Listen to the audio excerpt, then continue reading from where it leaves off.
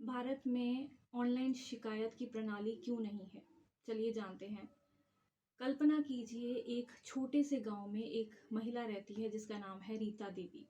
उनके पति शहर में मज़दूरी करते हैं और वह अपने बच्चों के साथ गाँव में अकेली रहती हैं। एक दिन गाँव के कुछ बदमाश जो हैं वो उनके घर में आकर उनसे बदसलूकी करते हैं और उनको जान से मारने की धमकी भी देते हैं। अब जो रीता देवी हैं वो न्याय चाहती हैं, लेकिन न्याय के लिए उनको कुछ समस्याएँ जो हैं वो फ़ेस करनी पड़ती हैं। चलिए देखते हैं वो क्या-क्या समस्याएँ हैं। पहली जो समस्या है वो ये है कि पुलिस थाने की जो दूरी है गाँव से, वो बहुत दूर है और वहाँ जाने के लिए उन्हें साधन नहीं मिल रहा है। दूसरी जो सबसे इम्पोर्टेंट समस्या है वो ये है कि जब वो किसी तरह पुलिस स्टेशन पहुँची, तो पुलिस ने कहा कि ये मामला उनके क्षेत्राधिकार में आता ही नहीं है, यानी कि ज्यूरिसडिक्शन में आता ही नहीं है। ये आपने भी बहुत बार सुना होगा कि पुलिस में जब भी आप जाते हैं तो वो यही बोलते हैं कि ये मैटर जो है वो हमारी ज्यूरिसडिक्शन के अंदर फ़ॉल नहीं करता, आप दूसरे पुलिस स्टेशन में जाइए।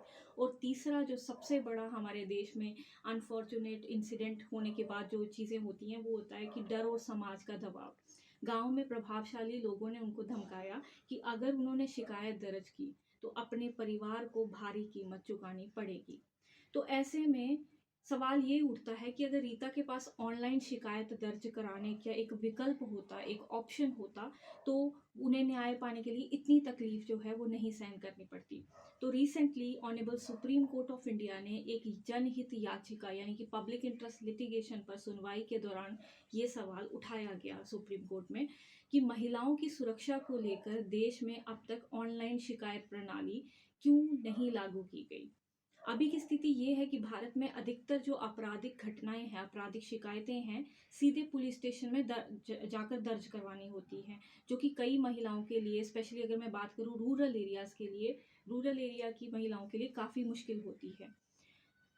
पुलिस उनकी शिकायतें लेने से मना कर देते हैं, ये कहते हैं कि मामला जो है उनके क्षेत्र का नहीं है, उन्हें तुरंत सुरक्षा की ज़रूरत होती है, लेकिन पुलिस तक पहुँचना ही बहुत मुश्किल होता है।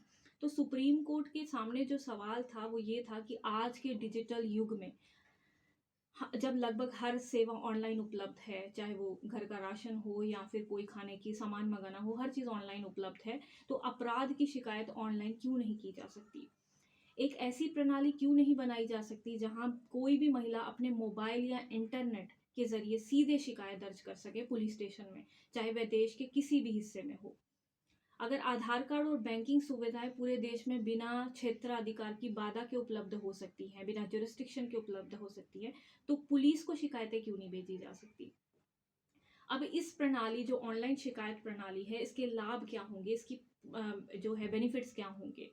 तो सबसे पहले तो महिलाओं को पुलिस थाने जाने की ज़रूरत नहीं है, जो कि एक सबसे बड़ा टैबू है कि पुलिस स्टेशन जाना पड़ेगा, वहाँ के चक्कर काटने पड़ेंगे और समाज क्या बात करेगा।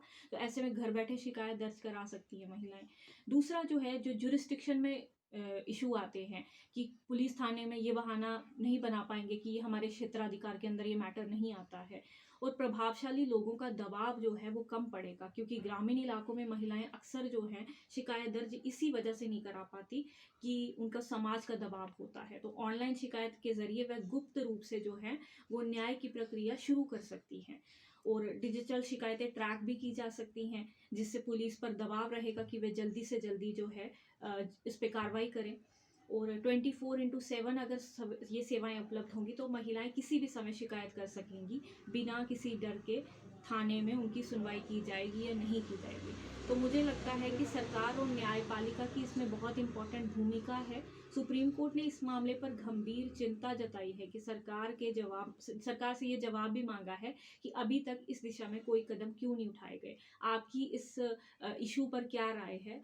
प्लीज़ कमेंट पे ज़रूर बताइएगा। Thank you so much.